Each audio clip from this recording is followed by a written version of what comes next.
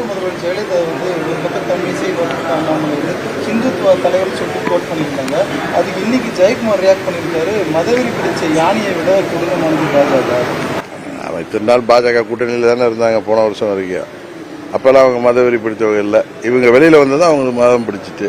இப்போ அவர் அண்ணாமலை கிளியராக விளக்கம் கொடுத்துருக்கார். இந்துத்துவானா என்ன, இந்துத்துவாங்கிறது இந்து ஒரு வாழ்வியல் முறை கிளியரா சொல்லியிருக்காரு. நான் பிஜேபி கூட்டணியில் இருப்பதற்காக அவருடைய நண்பர்கள் என்பதற்காக சொல்லவில்லை. சுப்ரீம் கோர்ட்ல 1995 இந்த கேள்வி வந்து இந்துத்துவான்னா என்னன்னு டெபினேஷன் கேன்றப்ப அவங்க கிளியரா சொல்லியிருக்காங்க. சுப்ரீம் கோர்ட் தீர்ப்பு நீதிமன்றமே வந்து இந்துத்துவாங்கிறது ஒரு வாழ்வியல் முறை. இன்னொன்று இந்துத்துவாங்கிறது எல்லா ஒரு வாழ்வியல் முறையில எல்லா மதங்களையும் அரவணைத்து செல்வதுதான் இந்து மதத்தின் அடிநாதம். அதை அவர் கிளியரா சொல்றாரு. அது மாதிரி 84 அம்மா வந்து 370 காஷ்மீருக்கு வேண்டாம் அதை எடுக்கணும்னு சொல்லி 84 அம்மா ராஜ்யசபா எம்பியா இருந்தப்ப புரட்சி தலைவர் காலத்திலே பேசியதையும் அவர் எவிடன்ஸோட சொல்றாரு.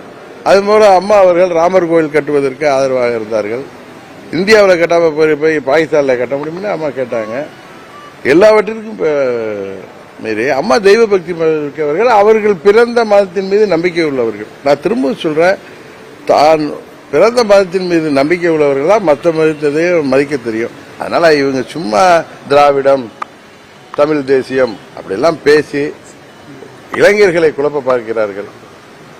இந்த காலத்தில் தேவை வந்து ஆன்மீகம் என்பது அவர்களுடைய தகுதி விருப்பம். அதுல போய் யாரும் தலையிட வேணாம். இன்னொன்னு, அம்மா வந்து ஒரு இந்துங்கிறத நம்ம எப்படி மறுக்க முடியும்? அதை வந்து அவர் திரு அண்ணாமலை அம்மா வந்து இந்து மதத்திற்கு செய்த இந்துவாக அவர் செயல்பட்டதை அவர் பெருமையா சொல்றாரு. ஏன்னா அவங்க கொள்கை இந்துத்துவ கொள்கை. ஜெயலலிதாவை நீங்க பக்கத்துல பார்த்தவரு பழகியவர், அந்த அடிப்படையில் இந்த அண்ணாமலை ஸ்டேட்மெண்ட், ஜெயக்குமார் ஸ்டேட்மெண்ட் இதை வச்சு பாக்குறப்ப நீங்க என்ன ஒரு முடிவு? நான் அன்னைக்கு பேசிட்டேன். நான் திருவண்ணாமலையில கிளியரா சொன்னேன். அவர் சொன்னதுல எந்த தவறு இல்லை. அம்மா அவர்கள் ஒரு இந்துங்கிறதுல பெருமைப்பட்டிருக்காங்க. இன்னும் சொல்ல போனா அவர்கள் சட்டமன்றத்தில் நான் ஒரு பிராமண பெண்மணிங்கிறதுல அவங்க பெருமைப்பட்டிருக்காங்க. அவர் இந்து மதத்திற்கு செய்தது, இந்து கோயில்களுக்கு செய்தது, அவர் கரசேவைக்கு ஆதரவாக இருந்தது, இன்னும் சொல்லப்போனா காமன் சிவில் கோடு வேணும்னு சொன்னது.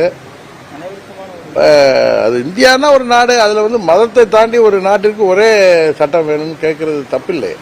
இந்த மதம் அந்த மதம் இல்லை, எல்லா மதத்துக்கும் பொதுவானவர். அவருடைய பார்வையில அவர் இந்துத்துவ தலைவரா அவர் பார்க்கிறாரு. அது என்ன தவறு? அம்மா ஒரு மாபெரும் தலைவர்னு அவர் சொல்றத இவர்களுக்கு ஏதோ எங்கேயோ இவர்களுக்கு ஏதோ பிரச்சனை இருக்குன்னு தான் நான் பாப்பேன். ஜெயக்குமார் பேசுறதெல்லாம் பெருசா எடுத்துக்காது. இதே ஜெயக்குமார் எப்படி வேணாலும் பெல்ட் அடிப்பார் காலத்தில். செய்திகளை உடனுக்குடனும் துல்லியமாகவும் தெரிந்து கொள்ள சப்ஸ்கிரைப் பண்ணுங்க.